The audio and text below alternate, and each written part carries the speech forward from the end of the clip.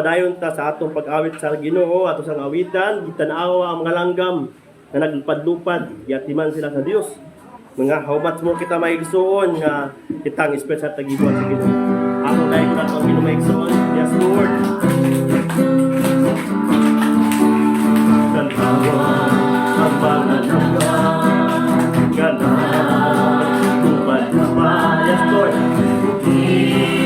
Giatiman sila sa tanawa ang mga isda. Tanawa ang mga isda. Ganang langoy. Giatiman sila sa